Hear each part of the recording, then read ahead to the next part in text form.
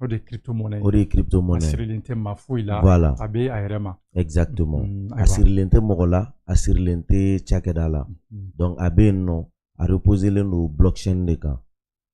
Kosɛbɛ. O la Kuyate faranga b'i bolo ka se ka crypto-monnaie ɲɛfɔ hali bi. Faranga min bɛ ne bolo k'a fara a bɛ ka blockchain bɛna fɔ registre belebeleba dɔ de don. A y'a fɔ cogo min na a tɛ i ta ka contrôle la, a tɛ institution diɲɛlatigɛ fɛn fosi a tɛ mɔgɔ si bolo. Cogoya di mun y'a kɛ a tɛ maa si bolo? A tɛ mɔgɔ bolo mun na parce que ordinateur par exemple a bɛ fɔ dɔw de ma ko mineur minnu b'a miner. Donc sisan olu de bɛ réseau in sécuriser. O la u bɛ mining kɛ u bɛ sara fɛn dɔ la. Par exemple ordinateur b'e bolo, ordinateur puissant dɔ b'e bolo, a bɛ ale bolo a bɛ ne bolo. Donc du coup an bɛ ordinateur logiciel bɛ k'a la k'a bila a bɛ minage kɛ donc o de bɛ bloc sécuriser. Donc mɔgɔ bɛ sara n'o de. Donc du coup a tɛ mɔgɔ si bolo. Par exemple e bɛ wuli k'i bɛ taa banque la sisan bi ye dimanche k'i bɛ taa wari ta i tɛ taa banque dayɛlɛnnen sɔrɔ. N'i ko k'i bɛ n'i ko i bɛ 20 millions transférer ka taa États-Unis a banque la a frais ka ca.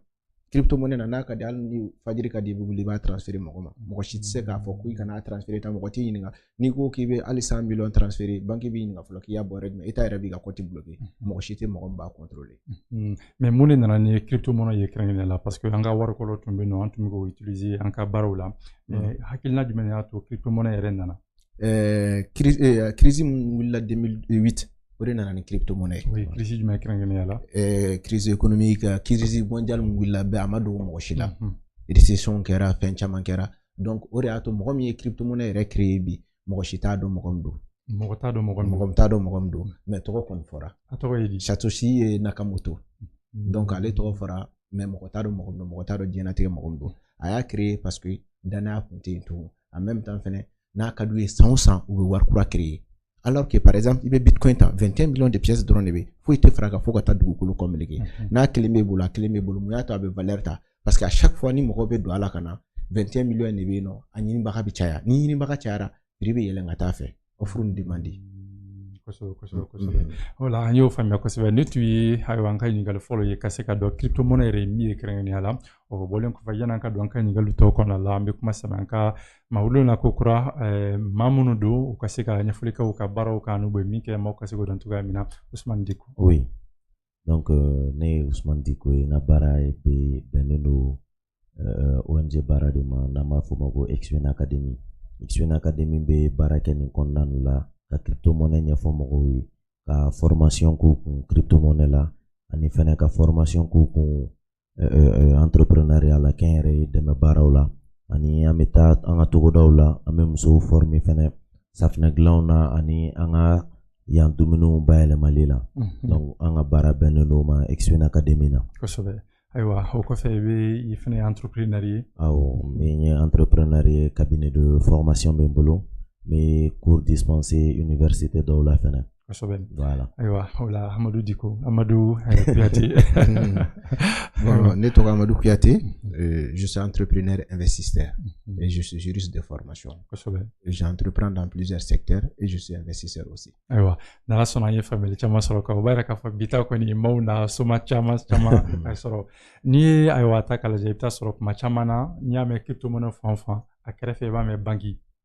Bon mɔgɔ caman fɔ k'a fɔ ko crypto-monnaie k'a man di banques ye minnu nana n'o ko ye. N y'a fɔ kuma daminɛ la cogo min crypto-monnaie ye finance décentralisée de wari min don a sirilen tɛ mɔgɔ si la ce qui fait que banques bi u bɛ siran ɲɛ n bɛ misaliya dɔ d'i ma embargo tun bɛ Mali kan embargo in kɔnɔna na an ka transaction financière caman bɛ yen nɔ olu jɔra an ka fɛn caman bɛ yen minnu sɛmɛnen tun bɛ wari la olu jɔra na se yɔrɔ dɔ ma fɛnɛ wari min bɛ bɔ tun tɛ don dugudenw y'a santi ko gɛlɛya bɛ ka don dugu la maintenant crypto-monnaie o t'ale la i n'a fɔ Kuyate y'a fɔ cogo min na n'i wulila n'a ka di ye 23h wuli i ka wari ci États-Unis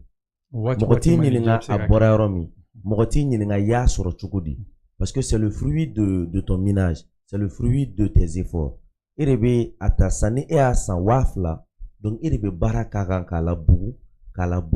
fo ka na se 100,000 1,1 1,100,000 ma donc n'a ser'o ma ni e ko e b'a feere jɔn bɛ se k'i ɲininka a la i ta de don i ka baara kɛlen de don donc o de bɛ yen nɔ ce qui fait que Amandi banque dronte mais on va dire les institutions financières amando luchama ka baraki crypto-monnaie ka. Kosɛbɛ o la kɔte n'a jateminɛ banki u kɔfɛ fana i bɛ taa sɔrɔ u b'a fɔ kuma caman na ko crypto-monnaie k'a sigilen tɛ base ɲɛnama kan o b'a jira k'a fɔ a bɛ machine de kɔnɔ ten donc ce qui fait que travail yɛrɛ tɛ a la min bɛ se k'a to valeur bɛ se ka créer cogoya min na i bɛ se ka mun sɔrɔ k'o fɔ an ye o kan. Bon i b'a fɔ ne y'a fɔ cogo min valeur bɛ se ka créer cogo min o ye offre ni demande de ye a sigilen bɛ fɛn kan ne yɛrɛ b'a fɔ fɛn tɛ dugukolo kɔ ka mun sécuriser len don ka bɔ jɔn delila k'a mɛn ko bitcoin ye crash dɔ kɛ ko bitcoin ye nin kɛ depuis a sigira a ma kɛ donc du coup a sigilen bɛ base min kan seulement i b'a fɔ a fɔra cogo min a man di état ye a man di banque ye parce que u ka intérêt tɛ wajibi u b'a saboter par exemple n'i ye banque Morgan lajɛ olu y'a saboter a ka taa ni siɲɛ 100,000 mais bi u yɛrɛ donna a la kun jumɛn na u donna a la parce que u b'a dɔn diɲɛlatigɛ bɛ yɔrɔ min a tɛ se ka taa kɔ bi donc olu b'a fɔ k'a sigilen tɛ base ɲuman kan a sigilen bɛ base ɲuman kan foyi tɛ crypto-monnaie na. Ayiwa mais Afrique kɔnɔ kuma caman na n'i y'a mɛn crypto-monnaie caman bɛ siran ɲɛ u b'a fɔ ko arnaque b'a kɔnɔ. Arnaque tɛ crypto-monnaie kɔnɔ faamuyabaliya de don. Adamaden n'i bɛ diɲɛlatigɛ fɛn fɛn hali den n'a bɛ dege tagama la wagati dɔ la an bɛ poussette d'a ma dege la formation il faut te former ni m'i former e tɛ se ka wuli mɔgɔ minnu bɛ Silicon Valley la olu ka taa miliyariw miliyɔn caman don u ka kalan na ka na olu bɛ ka fɛn min kɛ k'e bɛ wuli sɔgɔmada joona fɛ k'e b'i ka téléphone ta b'i ka ordinateur ta k'i b'o kɛ k'e bɛ se k'olu ka wari minɛ o tɛ se ka kɛ tu te formes la formation en même temps n'i y'i former fɛnɛ i kan ka dɔn i b'i sen da yɔrɔ dɔn ne bɛ n sen don jumɛn na mɔgɔw kɛlen bɛ ka fɛn damadɔ ɲagami Mali la crypto-monnaie ani u bɛ MLM ninnu kɛ u ka fɛn tɔ MLM o ye jumɛn ye MLM i b'a fɔ ne bɛ parrainer le multi-level marketing ce qu'on appelle aujourd'hui le marketing de réseau. O de ye MLM ye mɔgɔ kɛlen bɛ k'o de ɲagami bi i bɛ taa sɔrɔ u bɛ na ni projet kuntan dɔ ye wagati dɔ la dɔ tun bɛ Mali la je ne me rappelle plus mais dɔ bɛ yen sisan ko OpenAI n tɛna awɔ i bɛ taa sɔrɔ sisan mɔgɔ t'a dɔn mɔgɔ minnu b'a kɔfɛ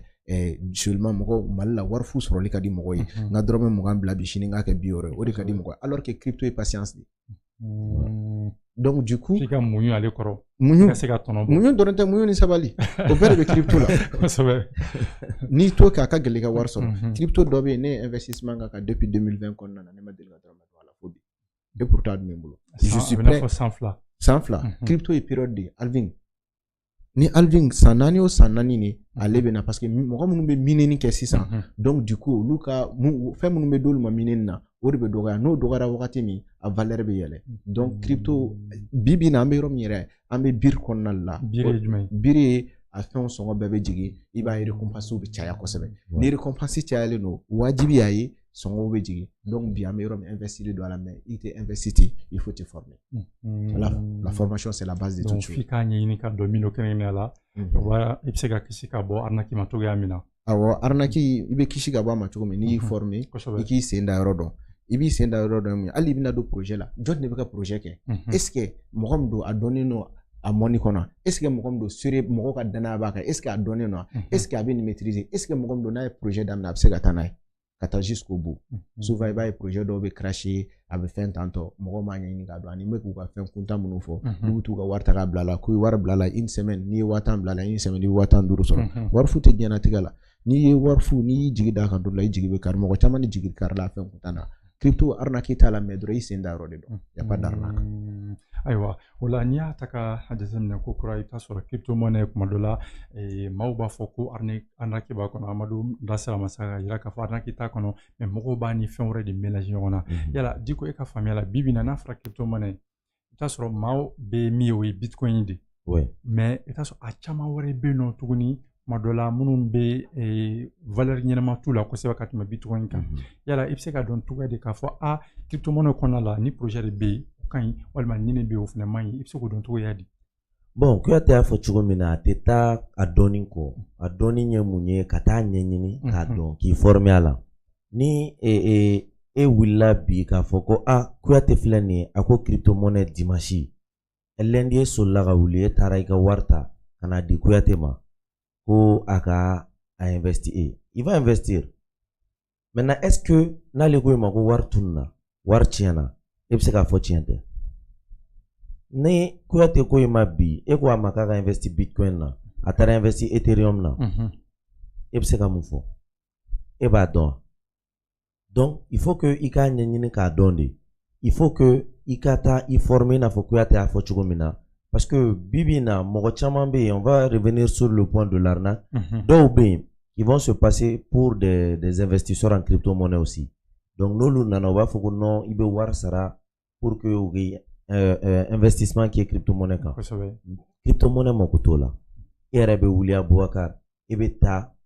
i be t'i ka crypto-monnaie san, i b'i ka minage kɛ k'i ka baara k'a kan. O bɛɛ k'i yɛrɛ ye. Voilà, a fɛn min don i mago tɛ ka tɛmɛ mɔgɔ fɛ a la diyagoya, mais i kan k'a ɲɛɲini k'a dɔn, i kan k'i former a la, et puis i kan ka gɛrɛ a dɔnbagaw la. O yɔrɔ an bɛ insister o kan ka gɛrɛ a dɔnbagaw la parce que bi Kuyate bɛ min don a la ne t'o dɔn a la. Ni ne bɛ fɛ ka wari don a la ne bɛ gɛrɛ Kuyate la. Ah bon n'i ka émission lamɛn ou bien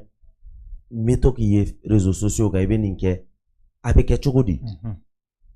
I k'o ɲɛɲini k'o dɔn. I k'o ɲɛɲini k'o dɔn. A k'a f'i ye ah bon crypto-monnaie filɛ nin n'i bɛ a kɛ voici comment on fait, voici comment ça doit se passer. Et nin formation bɛ yen nin formation bɛ yen taa o formation suit i k'a dɔn min don fɔlɔ. Parce que mɔgɔ kana wuli ka don fɛn na i tɛ fɛn min dɔn. Ce n'est pas parce que e bɛ sɛnɛ la ko e bɛ ka nafa sɔrɔ a la ko ne fana ye sɛnɛ kɛ ne bɛ nafa sɔrɔ a la. Mais a dɔnni de ka ɲi ko bɛɛ la. Donc i k'a ɲɛɲini k'a dɔn fɔlɔ. Maa caman na i bɛ taa sɔrɔ maa caman ka argument bɛ kɛ min ye fɔlɔ ka ban ka na crypto-monnaie o b'a jira k'a fɔ ko a valeur c'est pas stable a sigilen tɛ yɔrɔ kelen bi i bɛ se ka sɔrɔ bitcoin bɛ se ka kɛ $40,000 sini a bɛ bali ka jigin ka na $10,000 na ka na $15,000 la minnu b'o kɛ kɛrɛnkɛrɛnnenya la. C'est comme les valeurs boursières. Investissement de do. A bɛ yɛlɛn a bɛ jigin. Donc investissement na ni wari jiginna kuma ni valeur boursière jiginna a bɛ fɔ o moment de ma ko le moment pour investir. I bɛ sanni kɛ o wagati de kɔnɔna na. Donc n'i ye sanni kɛ o wagati kɔnɔna na ni valeur yɛlɛnna i ka valeur fana bɛ yɛlɛ a fɛ. A y'a fɔ a ka kuma la an bɛ wagati min na i ko sisan crypto-monnaie jiginnen don. U jiginnen don kosɛbɛ yɛrɛ de. Donc ni min bɛ fɛ ka don a la e b'i ka sanni kɛ sisan de k'a mara. A y'a fɔ cogo min i b'a daminɛ voilà nin wagati de ye sanni kɛ wagati ye. Maintenant n'i bɛ sanni kɛ fana i k'a dɔn i bɛ sanni kɛ valeur min na o ka latigɛ bɛɛ ye. I bɛ sanni kɛ i bɛ sanni kɛ valeur min na i b'o de dɔn. Est-ce que i ka valeur reposé len don Ethereum de la ou bien a reposé len don Bitcoin de la? Kosɛbɛ f'i k'o dɔn ya fɔlɔ. Voilà donc valeur jiginni min kɛra dɔw jɔra fɛnɛ parce que crypto-monnaie ni a valeur sera 0 ma baara tɛ se ka k'a kan bilen. O y'ale binnen. O y'ale binnen. I m'a ye. Donc il faut que i ka o dɔn de. Kosɛbɛ kosɛbɛ. Mais kɛrɛnkɛrɛnnenya la mun bɛ se k'a to ko ta ma ɲɛsin ma k'a fɔ ko bitcoin da bɛ caya ka tɛmɛ tɔw kan. A y'a jira k'a fɔ projet caman bɛ yen nɔ. Bitcoin bɛ Ethereum bɛ yen o n'a ɲɔgɔnna caman. Mais mun y'a kɛ k'a fɔ bitcoin valeur ba b'o la ka tɛmɛ crypto-monnaie tɔw kan alors que a bɛɛ lajɛlen crypto-monnaie ye. Bitcoin ye crypto-monnaie bɛɛ fana ba de. A bɛ n'a fɔ ale de ka masakɛba ye. Ale de ye masakɛba ye bɛɛ fana ba masakɛ don. Donc du coup mun b'a kɛ ale fɛlen don ka tɛmɛ fɛn tɔw kan parce que mɔgɔw bolo ale de ye valeur sûre ye. Ale filɛ nin ye cogo si t'a la k'a bɛ bin ka na sɔrɔ o la. O fura tɛ yen. Donc du coup ani offre ni demande de b'a kɛ mɔgɔw bɛ girin a nɔfɛ wagati min na ani mɔgɔ tɛ girin mɔgɔ bɛ fɛ k'o débarrasser ka bɔ a la wagati min na o wagati de b'a kɛ. En même temps an fɛnɛ ye mun fɛnɛ fɔ u bɛ fɛn mun di minnu bɛ minage kɛ n'aw bɛ minage kɛ sisan u bɛ récompense min di o jiginni n'a yɛlɛnni o bɛɛ bɛ jouer fɛnw kan souvent fɛnɛ o dɔrɔn fɛnɛ tɛ il faut que i ka actualité lajɛ actualité fɛnɛ bɛ jouer k'o jiginni n'a a yɛlɛnni kan. C'est très important c'est pas que ko n bɛ fɛn maîtriser n'i bɛ crypto-monnaie kɔnɔ wajibi ye i ka actualité ɲini k'a dɔn. Ça joue beaucoup. Par exemple, Ukraine kɛlɛ ni Russie kɛlɛ a jouera crypto kan kojugu. Donc fɛn caman caman de bɛ i bɛ actualité to c'est très important walasa i ka se ka ninnu fɛnɛ maîtriser. Mais jigin ka yɛlɛ kɔni mɔgɔ si seko t'a la a bɛ dépend événement en même temps n ye mun fɔ offre ni demande kuma dɔ la i b'a ye sisan Ukraine kɛlɛ bɛ kɛ mɔgɔw b'a fɔ bon u bɛ fɛn dɔ fɛnɛ ɲagami bɛ tila kɔnɔ yɔrɔ la mɔgɔw b'a fɔ dɔw b'a fɔ k'a bɛ jigin u bɛ parier o kan donc a bɛ f'o ma trading mɔgɔw bɛ trading ni crypto-monnaie c'est différent. Ayiwa. Fɛn kelenw tɛ an bɛ tila ka na o kan ka se ka faamuyali sɔrɔ o la mais kuma caman na i y'a jira k'a fɔ ko ayiwa i kan ka actualité suit est-ce que o t'a jira k'a fɔ a bɛ se ka manipuler bi bi in na mɔgɔ bɛ n'a lakodɔn don kosɛbɛ a bɛ se ka bɔ ka application dɔ kɛ est-ce que o dɔw tɛ jouer a valeur kan cogoya dɔ fɛ. I ka kuma faamu. I n'a fɔ ka crypto ka manipuler ka information manipuler min bɛ se ka to crypto dɔ bɛ yen a sɔngɔ bɛ yɛlɛ ou bien a sɔngɔ bɛ jigin i n'a fɔ kuma dɔ la an b'a ye cogoya min na Dogecoin na ni Elon Musk fan fɛ. Bon, o bɛ se ka ko la a ka gɛlɛ a ka se ka kɛ bitcoin na parce que jumɛn ye mɔgɔ bɛ se ka manipuler mun na ni mɔgɔ par exemple Elon Musk filɛ nin ye a dɔnnen don parce que a dɔnnen don n'a ye fɛn dɔ kɛ dɔrɔn mɔgɔ bɛ girin ka fɛn kɛ o yɛrɛ mɔgɔw t'a faamuya a b'a kɛ kun de kama i bɛ taa sɔrɔ n'ale bɛ fɛ k'a débarrasser ka bɔ fɛn dɔ la a b'a publicité kɛ dɔrɔn paf a bɛ yɛlɛ a b'a ta feere i b'a ye sɔnni a bɛ jigin donc bitcoin na o kɛ ka gɛlɛn a kɛ ka gɛlɛn mun na parce que en général mɔgɔ leaderw bɛ minnu suivlen don mais mɔgɔ t'u t'a fɛ mɔgɔ fɛn fɛn bɛ yen ko bitcoin b'u bolo u kunkolo b'u da la u tɛ baara kɛ ni émotion ye u tɛ baara kɛ ni émotion i bɛ taa sɔrɔ mɔgɔ minnu donna la tile fila olu de bɛ baara kɛ ni émotion ye crypto la baara tɛ kɛ ni émotion ye donc du coup crypto la fɛnɛ a monopole tɛ mɔgɔ kelen bolo k'i bɛna 10 millions sɔrɔ mɔgɔ kelen bolo c'est rare ko ye bon n'a caman bɛ mɔgɔw bolo crypto dollar 10 millions bien crypto 10 millions à 10 millions i bɛ taa sɔrɔ parce que en tout c'est 21 millions de pièces donc n'a baden t'i bolo a ka gɛlɛn i ka se k'a fɔ k'i bɛ fɛn dɔw kɛ en même temps fɛnɛ souvent a market cap i b'olu fɛnɛ jateminɛ donc market cap o ye jumɛn ye nafolo min b'a kɔnɔ fɛn minnu bɛ se ka échanger olu b'a kɔnɔ donc du coup n'o yɛlɛnnen don cogo dɔ la a ka gɛlɛn hali ni a 5 millions pièces b'e bolo k'e y'a feere k'a bɛ se ka bin cogo dɔ la donc c'est un peu compliqué ayiwa toujours ka bɛɛ lajɛlen ladɔnniya k'a fɔ kulo bɛ radio Sawara FM la 91.7 nin waati kelen na an bɛ direct la an ka bɔlɔsiraw caman sanfɛ i n'a fɔ Sawara Media entrepreneuriat par excellence studio du Mali ne yɛrɛ ka page Facebook Abubakar Kanute bi an bɛ ka masala kɛ babu min kan o de crypto money a bɛ se ka faamuya cogoya di an ka maa welelenw ka se ka nin walawala Amadu Kuyate fo ka taa se Usman Abdurahman Diko ma hali bi an bɛ tɛmɛ ni ɲininkaliw ye yanni ayiwa an ni Usman Gindo ye masala min kɛ an k'o lamɛn o la tuguni Diko kan ɲɛsin ma nin waati nin na Kuyate ka kuma kɔnɔna la a yira k'a fɔ depuis bitcoin bɛ yen nɔ depuis blockchain bɛ yen a ma deli ka hacker fɔlɔ a ma deli ka koron mais mɔgɔw bɛ ka se yɔrɔ dɔ ɲɛ ka yira k'a fɔ informatique kantigi bɛ ka na n'o nana est-ce que o tɛna kɛ sababu ye ka se ka bitcoin ko ban wa bon o tɛna kɛ sababu ye ka bitcoin ko ban parce que o reposelen tɛ fɛn kelen kan bibi na bitcoin bɛ baara kɛ blockchain de kan blockchain ye a y'a fɔ cogo min na livre ba de don o livre ba in kɔnɔna na fɛn caman b'a kɔnɔ informatique quantique yɛrɛ bɛ se ka bɔ o livre ba in kɔnɔna na fɛnɛ donc ni u ma ɲɔgɔn dafa ka taa u tɛ se ka ɲɔgɔn kɛlɛ ayiwa o la Kuyate fɛnɛ ka faamuyali jumɛn ye nin babu nin kan informatique quantique c'est danger tɛ bitcoin ma ou bien crypto monnaie ma non danger tɛ au contraire a bɛ na u bɛ ɲɔgɔn dafa de ne bolo ɲɔgɔn dafa la ne don i b'a fɔ yɔrɔ dɔ fɔ blockchain bɛ hacker mais a ma kɛ bitcoin de la fɔlɔ par exemple i bɛ taa sɔrɔ hali wagati dɔ la Binance BNB o fɛnw attaquera donc u ye wari dɔ suɲɛ donc fɛn blockchain bɛ fɛn i bɛ taa sɔrɔ minnu ma segin hali wagati dɔ la Ethereum ye problème sɔrɔ Solana yɛrɛ fɛnɛ ye problème ba sɔrɔ wagati dɔ la donc blockchain caman bɛ mun fɛ mais bitcoin stabiliser le don kosɛbɛ n'o bɔra yen Ethereum a bɛ n'a fɔ ale de ye bitcoin dɔgɔnin ye donc a bɛ o cogo la i bɛ taa sɔrɔ minnu stabiliser le don a ka gɛlɛ ka kɛ registre fɛnɛ i ye fɛn min ye livre de don k'a fɔ banque la sisan e kelen de b'i ka compte fɛn ye i bɛ taa sɔrɔ fɛn n'i ka conseiller b'a ye mais n'a bɔr'o la mɔgɔ si tɛ se k'i ka compte bitcoin ye fɛn min ye bɛɛ ɲɛ b'a la hali n'a sɔrɔ miliyari de b'i ka compte kɔnɔ e ka adresse bɛ ne bolo public bɛ ne bolo dɔrɔn fɛn fɛn b'i ka compte kɔnɔ ne bɛ se ka ye fɛn fɛn b'ale ka compte kɔnɔ c'est transparent voilà bɛɛ lajɛlen bɛ se k'a ye bɛɛ lajɛlen bɛ se k'a ye livre don bɛɛ lajɛlen bɛ se k'a kɔnɔna dayɛlɛ k'a lajɛ a tɛ maa si bolo o de y'a crédibilité yɛrɛ ye crédibilité de ye kosɛbɛ kosɛbɛ o la n'i y'a ta ka jateminɛ tuguni yanni an ka tɛmɛ ni ɲininkali tɔw ye an ni Usman Mumuni Gindo ye masala min kɛ Usman Mumuni Gindo a fana bɛ crypto monnaie domaine kɔnɔna la an delila ka wele ka na siɲɛ kelen an ka babu kɔnɔna la an ye masala min kɛ an bɛ jɛ ko lamɛn ɲɔgɔn fɛ Maintenant, mɔgɔ b'a fɔ ko bitcoin ye cryptocurrency de bon crypto-monnaie mun ye a français-lama ye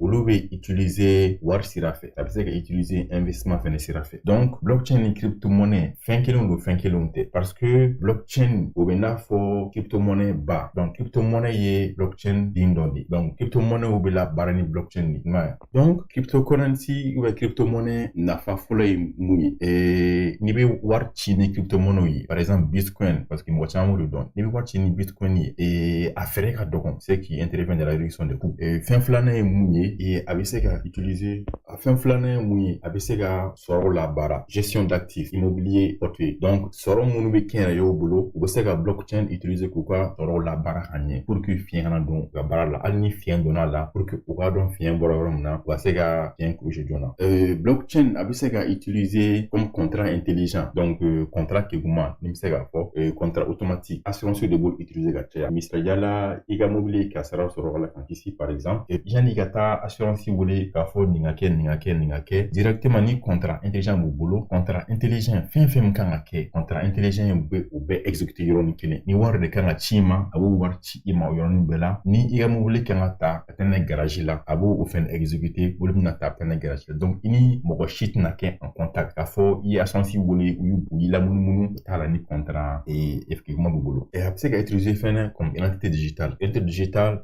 par exemple mali la sisan nɔ nina problème ka ca donc nina problème ka ca dɔw bɛ u si falen dɔw bɛ u tɔgɔ falen ainsi de suite mais ni nina système sigilen don blockchain kan a ka gɛlɛn ni fɛn sugu ninnu ka kɛ k'a fɔ karisa ye a si falen parce que a bɛ fɛ ka taa tunga na a bɛ tunga la a bɛ fɛ ka tɔgɔ falen o tɛ se ka kɛ parce que une fois que identité donna tɔgɔ donna ka fɛn don o y'a bannen ye quoi kɛ kuda ye a tɛ se ka bɔ yen bilen fo ni a tigi sara mais ni erreur bɛ a tigi ka fɛn na donc erreur bɛ corriger cogoya wɛrɛ la n y'a faamu donc mɔgɔw tɛna a fɔ k'u bɛna yuruguyurugu kɛ ka u si falen ou ka tɔgɔ falen ka fɛn wɛrɛw kɛ mɔgɔ wɛrɛ fana tɛ se ka mali passeport fɛnɛ dilan frauduleusement yuruguyurugu sira fɛ a bɛ se ka utiliser fɛnɛ comme investissement o ye crypto-monnaie sira fɛ parce que crypto-monnaie a valeur bɛ yɛlɛ ka jigin i bɛ taa sɔrɔ bi bitcoin valeur ye $1,000,000 sini i bɛ taa sɔrɔ $1,000,000 ni tila don donc ni e ye $1,000,000 k'a la bi ni i bɛ wuli sɔgɔma i bɛ taa sɔrɔ i ka $1,000,000 kɛra $1,000,000 ni tila bon a bɛ se ka kɛ le contraire fɛnɛ a bɛ se ka jigin fɛnɛ a bɛ se ka bɔ $1,000,000 na ka kɛ 100,000 donc i risque don bon investissement fɛnɛ ye risque de ouais donc crypto-monnaie fɛnɛ a mago bɛ se ka utiliser comme investissement parce que c'est volatile donc volatilité ye mun ye a bɛ yɛlɛ ka jigin donc a prix bɛ varier donc a bɛ se ka utiliser fɛnɛ comme monnaie digitale tɛ wɛrɛ ye wari numérique lama wari biye tɛ wari misɛn tɛ mais a bɛ téléphone kɔnɔ a bɛ machine kɔnɔ a bɛ ordinateur fɛn fɛn kɔnɔna la quoi mais i tɛ se ka maga i tɛ se ka a minɛ tɛgɛ la donc crypto-monnaie Afrique jamana dɔ bɛ yen nɔ ko Centrafrique olu ye a adopté récemment kɔsani na k'a kɛ u ka wari donc français mun bɛ utiliser Centrafrique bitcoin français bɛ se ka sanu kɛ i bɛ se k'o sanu kɛ ni bitcoin ye donc o nafa fɔlɔ ye mun ye u ka jamana kan u bɛ se ka fɛn caman san ka sɔrɔ u ma taga système bancaire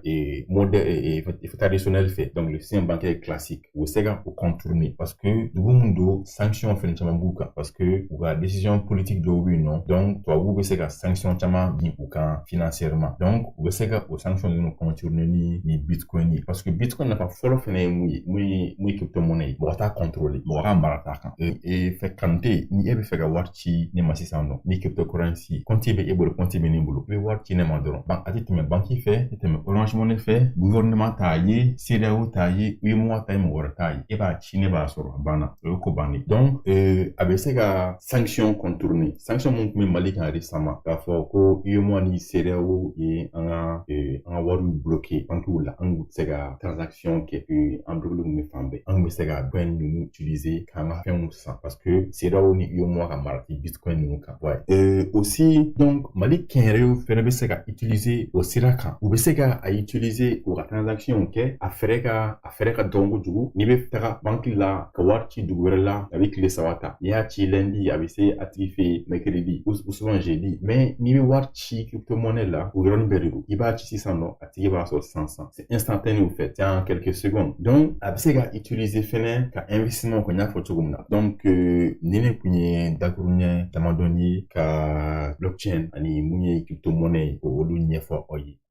ayiwa kuma ninnu bɛɛ lajɛlen bɛ tali kɛ ɲɔgɔn na dɔɔni ko crypto-monnaie wari de don maga se ka kɛ wari min na kɛrɛnkɛrɛnnenya la wa a sigilen bɛ ayiwa source dɔ de kan n'o ye blockchain ye o de b'a to a bɛ taa ka segin o de b'a to sécurité bɛ se ka k'a la maa se ka a suɲɛ walima maa se ka namara kɛ a kɔnɔna la nka n'a ye jateminɛ kɛ bakurubaya la yala Kuyate ka o ɲininkali fɔlɔ ɲɛsin ma est-ce que crypto-monnaie a tɛ ka yɛlɛma dɔɔni banques bɛ fonctionner système ye ka na o yɛrɛ o babu kelen kan barisa n'i y'a jateminɛ crypto-monnaie banques fana bɛ nin waati in na n'i taara u bɛ demander pièces la i ka information caman na yanni ka se ka baara kɛ a plateforme kan i n'a fɔ Binance b'o la FTX min ayiwa i ye problème sɔrɔ récemment o fana b'o la est-ce que crypto-monnaie tɛ ka tiɲɛ nin waati in na wa ayi a tɛ ka tiɲɛ mɔgɔ de m'a faamu Binance ye banque don Binance tɛ crypto-monnaie mais u ka coin kɔni bɛ yen donc du coup application bɛ yen clés bɛ yen nɔ minnu b'a to i yɛrɛ bɛ se k'i ka wari mara ka sɔrɔ a ma taa Binance sanfɛ ka sɔrɔ a ma taa dɔ wɛrɛ sanfɛ donc du coup n'a ma ɲɛ n'an bɛ ka boli banque ɲɛ mun na i bɛ t'i ka wari di banque wɛrɛ ma a tɛ ka yɛlɛma ka taa fan fɛ donc du coup i b'i yɛrɛ o la ne y'a fɔ formation de don toujours tant que n'i ma former i tɛ se ka faamu donc du coup sisan Binance n'i y'i ka wari bila Binance sanfɛ wagati dɔ la i b'a ye u b'a fɔ ko maintenance bɛ fɛ i ka wari tɛ se ka bɔ i b'a fɔ banque ka système bɛ cogo alors que application dɔw bɛ yen n'a bɛ fɔ MetaMask Trust Wallet bɛ yen nɔ Ledger bɛ yen nɔ donc du coup i b'i ka wari mara o la a tɛ banque fan fɛ ani banque tɛ ɲɔgɔn sira la banque ta ye banque ta foyi donc oui olu fɛnɛ tɛ taa formation kɔ f'i k'i former i ka se k'a kɛ fɛn fɛnɛ ye mun ye i b'i fara t'o la mun na mɔgɔ dɔw bɛ Binance fɛ mun na mɔgɔ dɔw bɛ i b'a fɔ ko Coinbase autre parce que souvent olu ka service clientèle bɛ minnu b'i jaabi mais ne filɛ ka application minnu fɔ MetaMask Trust Wallet n'i b'ale kɔnɔna na n'i i filila adresse la dɔrɔn i tɛ se k'a récupérer tugun c'est fini i ka nafolo ko banni cogoya di an b'o faamuya ka ɲi kosɛbɛ service clientèle parce que mɔgɔ tɛ mɔgɔ b'a contrôler i ka wari b'i yɛrɛ de bolo i yɛrɛ de b'i ka wari gestion kɛ par exemple sisan ni e ka nafolo b'i bolo n'e taara fɔlɔ an ka mɔgɔ tun b'a kɛ cogo min n'e taara dingɛ sigi i ka so k'i ka wari bila n'i ka wari tununa i ka so kɔnɔ e bɛna se ka taa jɔn ɲininka donc a bɛ n'a fɔ o système in de don i yɛrɛ ka portefeuille wallet i yɛrɛ ka portefeuille b'i yɛrɛ bolo i ka wari maralen b'i yɛrɛ bolo n'a tununa n'i filila k'a ci dɔ ma cogo dɔ la i tɛ se k'a sɔrɔ ou bien hali n'i filila k'a ci adresse kolon na o bɛ banni mais n'a bɛ Binance ni fɛn ninnu olu ye banque de crypto monnaie fana banque de olu ye n'a bɛ yen nɔ en ce moment i bɛ se ka réclamation ni fɛnw kɛ bon quand même ne kɔni ɲɛ tɛ nafa balo la ne ɲɛ bɛ nafa minnu la bi an bɛ don min na o ye i mago bɛ par exemple ne bɛ se ka ne mago bɛ crypto dɔ la a tɛ nin fɛn ninnu kan n bɛ n ka wari ci a kan k'a san n bɛ tila k'a bɔ yen nɔ ne ka wari c'est juste mago bɛ n bɛ échange minnu kɛ a nafa o de n'o tɛ a tɛ ka falen ka taa fɛ crypto monnaie principe ma falen hali bi an bɛ don min na o fɛn kelen de don. Ayiwa o la Diko bi bi na n'a jateminɛ Afrique kɔnɔna la jeunesse bɛ se ka a yɛrɛ sɛji cogoya min na ka se ka crypto monnaie utiliser an bɛ se ka crypto monnaie ta cogoya de k'a utiliser ka se ka nafa ɲan ye Afrique kɔnɔ bi bi na. Afrique kɔnɔ Guindo ka kuma la a y'a fɔ Centrafrique ye crypto monnaie adopté Bitcoin adopté disons comme monnaie nationale an bɛ CFA dun yan cogo min na olu fɛnɛ ka sanni ni feere ni baara bɛɛ bɛ kɛ ni Bitcoin de sisan o ye Afrique kɔnɔna ye diɲɛ dugu wɛrɛw la i n'a fɔ Salvador olu fɛnɛ ye a ta k'a k'u ka monnaie nationale ye bi bi na décembre kalo in daminɛ la tile 2 n'a tile 3 forum dɔ kɛra Dakar sur l'utilisation du Bitcoin et o forum suguya kan ka cari Afrique fan bɛɛ pour que africains ka se k'u intéresser ka taa fɛ sifiyanfanw ka taa Bitcoin fan fɛ halisa parce que sini ma sinikɛnɛ ma an bɛ wari min minɛ an tɛgɛ la a bɛna tunu et a bɛna tunu pewu parce que nous commençons à voir l'explosion de ce qu'on appelle les mobile money donc mobile money bɛ yen après crypto monnaie de bɛna na parce que nin bɛɛ de ka mɔgɔw labɛn k'u hakilinaw labɛn ka bila crypto monnaie ɲɛ donc ni min bɛ se k'i intéresser a la bi i k'i intéresser a la ni min fɛnɛ i tɛ fɛ k'i intéresser a la i k'i intéresser a la parce que don dɔ bɛna kɛ i bɛna fɔ a fɔra n ye ni n kun y'a dɔn ne bɛ mɔgɔw dɔn qui ont commencé à utiliser Bitcoin depuis 2014 oui a fɔra ko kuru jiginna mais olu ye min don a la foyi ma bɔ a la halisa u ka bénéfice de b'u bolo a la et d'ici 10 ans a bɛna kɛ cogo di donc nous avons la possibilité aujourd'hui ka formation suit ka ta plateforme kan ou fɛn caman bɛ se ka fɔ an ye crypto monnaie kan n y'a f'i ye kuma daminɛ cogo an yɛrɛ ka baara bɛnnen don o de ma donc an bɛ formation de kɛ pour que mɔgɔw ka se ka blockchain faamuya fɔlɔ ka sɔrɔ ka crypto monnaie faamuya parce que i tɛ se ka wuli ka don crypto monnaie fana kɔnɔ ni e ma blockchain ɲɛɲini k'a dɔn blockchain ye mun de ye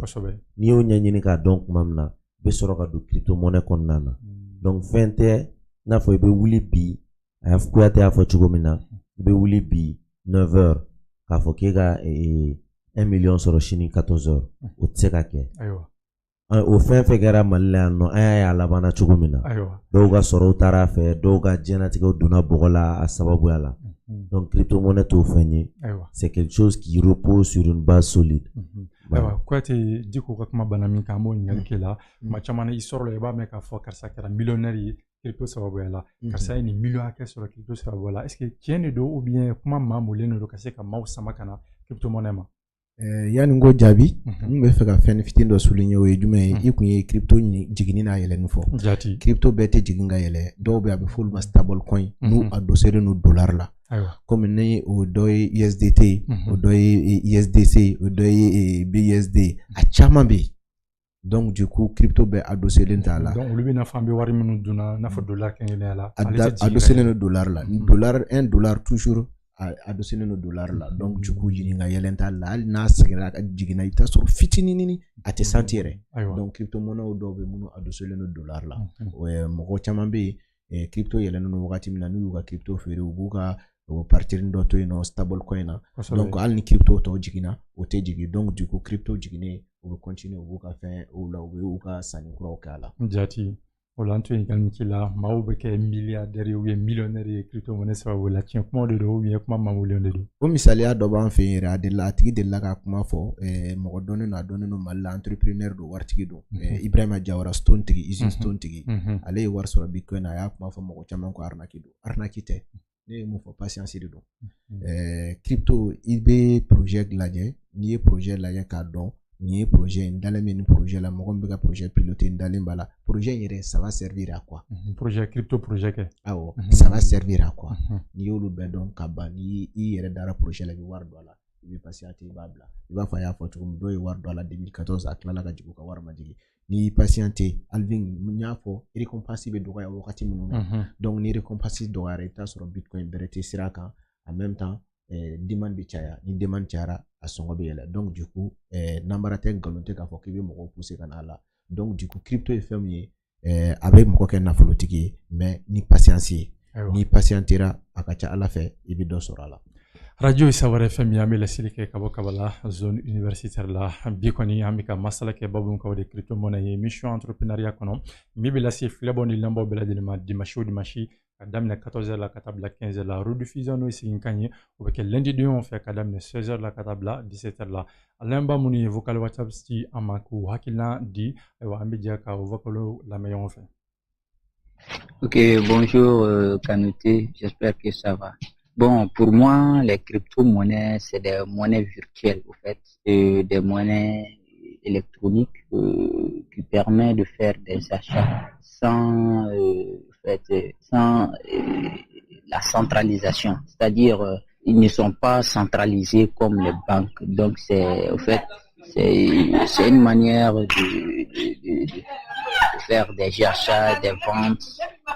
tout avec des monnaies virtuelles sans une banque centrale, au fait.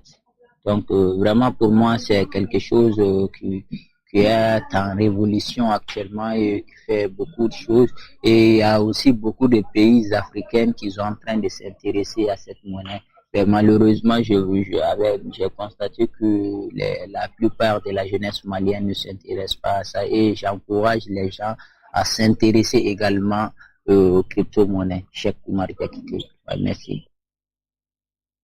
Bon, en ce qui me concerne mon avis sur la crypto-monnaie, je pense que la crypto-monnaie c'est quelque chose de réalité. Peut-être que quand on n'a pas les bonnes informations, donc on va dire que la crypto-monnaie c'est de l'anarque. Bon, alors que ce n'est pas ça, à mon avis, la crypto-monnaie c'est réel quoi, c'est réel. C'est une monnaie électronique, ça existe bel et bien. Même si moi je ne suis pas encore dedans, mais d'après mes informations et mes recherches quand même,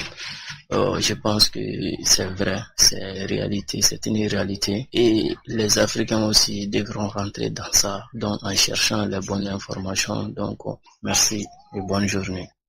Aywa ni tu ye lemba flaka hakilina ye crypto monnaie kan wala wati kɔni bana pe wan tɔtara meti dani dɔrɔn a ka dɔgɔ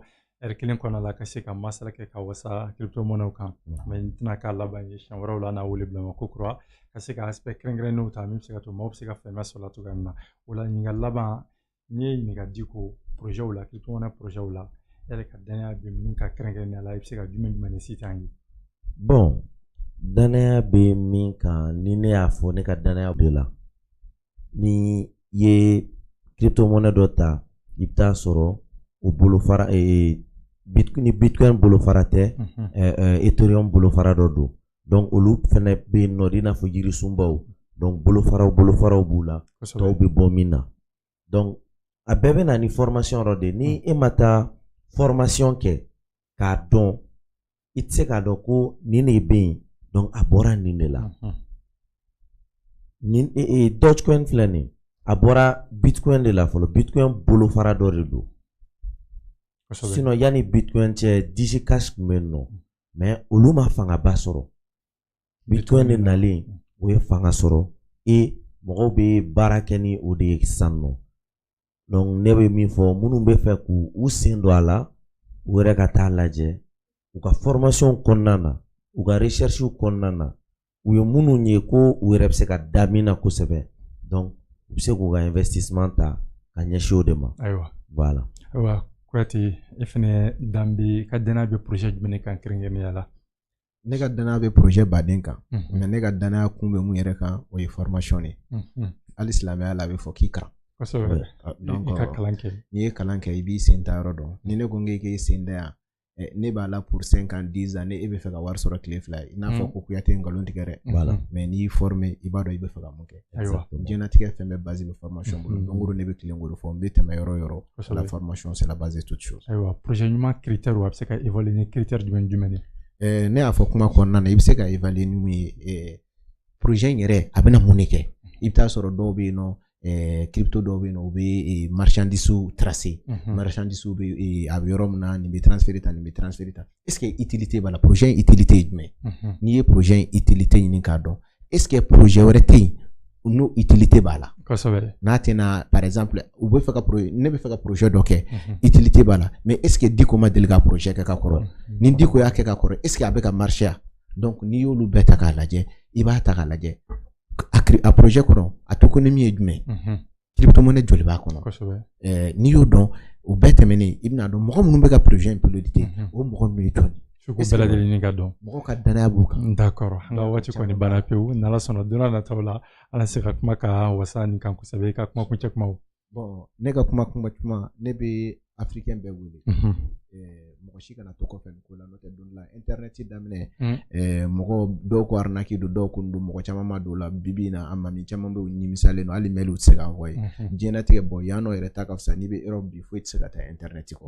donc ne bɛ bɛɛ wele bɛɛ ka don a la en même temps n'a b'i bolo fɛnɛ ni bitcoin kelen b'i bolo Mali la yan a kelen b'i bolo États-Unis a bɛɛ ye valeur kelen de k'a fɔ ko dollar ka girin ni CFA o kuma t'a la a bɛɛ ye kelen de égalité bɛ fan bɛɛ lajɛlen fɛ i bɛ diɲɛ fan o fan ne bɛ bɛɛ invité bɛɛ ka don a la ani ne b'aw yɛrɛ fo n bɛ lamɛnni jamakɛla bɛɛ fo merci beaucoup Diko ka kuma kuncɛ kumaw ne ka kuma kuncɛ kuma o ye de ka foli lase aw ma fɔlɔ o ye de ka wele lase Afrique jeune bɛɛ ma kɛrɛnkɛrɛnnenya la Mali jeune an ka bitcoin ɲɛɲini k'a dɔn an ka crypto monnaie ɲɛɲini k'a dɔn an ka an former n y'o de fɔ anw bɛ yan nɔ an ka baara bɛnnen don formation de ma entrepreneuriat kɔnɔna na ni crypto monnaie yɛrɛ kɔnɔna na pour que ka blockchain kalan mɔgɔw ye ka tila ka crypto monnaie kalan ye wa an b'an ka baara kɛ an bɛ formation kɛ mɔgɔw kun fu fɛnɛ pour que mɔgɔw ka se k'a ɲɛɲini k'a dɔn nin ye mun ye nin kan ka nafa kan ka kɛ mun ye nin donna la a bɛna lasɔrɔ min lase ma donc an ka baara bɛnnen n'o ma an bɛ weleda kan di mɔgɔw ma bɛɛ k'a ɲɛɲini k'i former bɛɛ k'a essayer fɛnɛ ka taa kunnafoniya ɲini crypto monnaie fan fɛ n'Ala sɔnna an bɛ aw fo dante foli min na don n'a nataw la n'a wele bila ma ko kura ka se ka masala kɛ crypto monnaie babu wɛrɛw kan min bɛ se ka to Mali jeunesse bɛ se ka intéressé la cogoya min na an ka fɛnɛ ka se ka tɔnɔbɔ i n'a fɔ jamana wɛrɛw bɛ ka tɔnɔbɔ cogoya min na ka foli di bɛɛ lajɛlen ma maa minnu tun bɛ k'an lamɛn an ka fiɲɛ siraw fɛ 91.7 radio Savoir FM minnu tun bɛ k'an lajɛ bɔlɔlɔ siraw fɛ n'o ye Savoir Media ye ani page wɛrɛw entrepreneuriat par excellence Diko yɛrɛ ka page ye ani page wɛrɛw caman an bɛ foli di bɛɛ lajɛlen ma émission bɛ rediffuser ayiwa sini ka daminɛ 16h la ka taa bila 17h la an bɛ foli bɛɛ lajɛlen ni Ala ma basi kɛ dimanche wɛrɛ ala ɲɔgɔn sɔrɔ ka se ka masala kɛ baw wɛrɛ kan merci bien